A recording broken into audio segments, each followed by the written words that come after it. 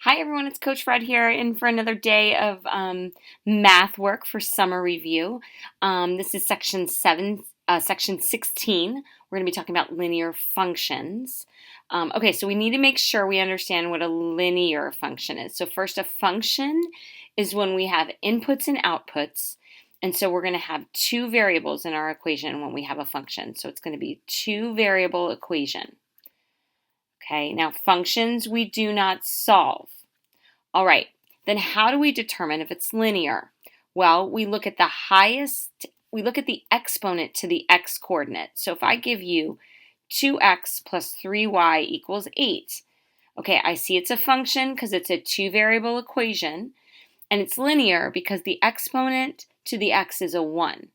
If it was not a 1, if it was a 2, then it would not be linear, okay? So if I want to tell if a number, an ordered pair, is a solution to the function equation, so maybe I pick the number, 3, -1. Remember, this is an ordered pair. It's an x and a y. It's an input and an output. If I take that number and I substitute it in for x and y, it should make the equation a true statement. So let's see what happens. We get 2 times 3, which is 6, plus 3 times -1 equals 8. So that gives me 6 minus 3 equals 8. No, 6 minus 3 is 3. 3 does not equal 8. That means that this is not a solution.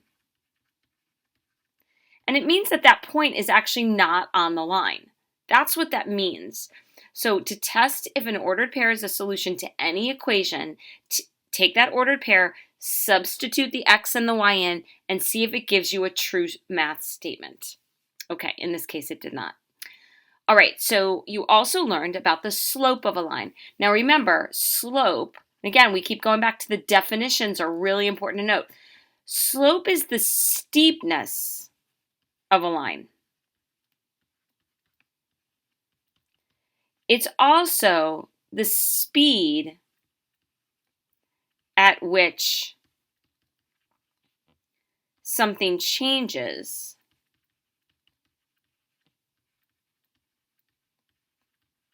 over time.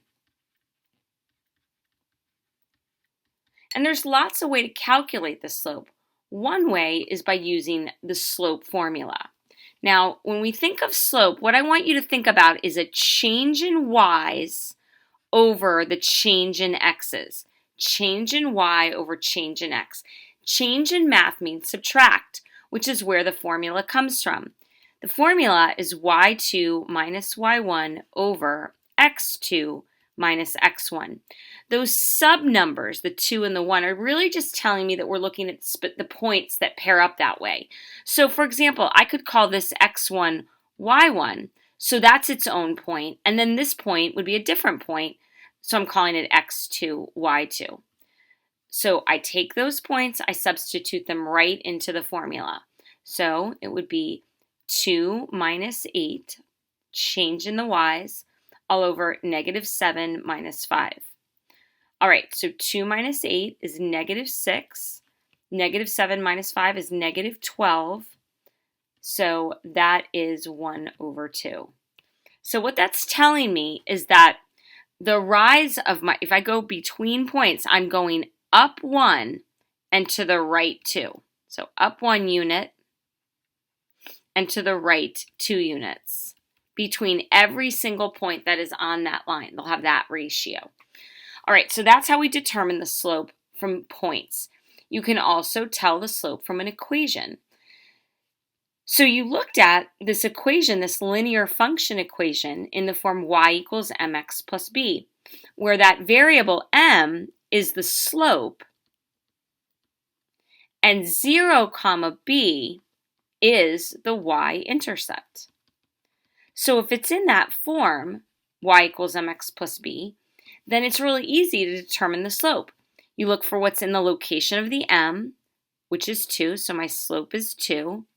And here's my b of 5, so my y-intercept would be 0, 5. because the y-intercept is always going to be on the y-axis where the x-coordinate will be 0. We talked about that when we were doing our ordered pairs.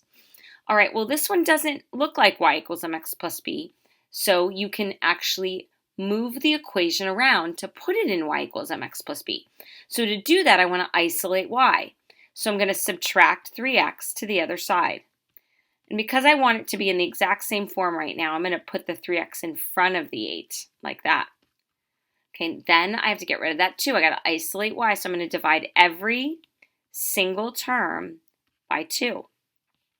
That's going to give me y equals 3/2 x minus 4. Okay, now that I have it in y equals mx plus b, I can see that my slope is 3/2. So for every 3 I go up, I'm going to go to the right 2. And then my y-intercept would be 0, -4. Now make sure you always write y-intercepts as coordinate points, okay? All right, that's it for today. Hopefully that was a nice review for you, and have a great summer.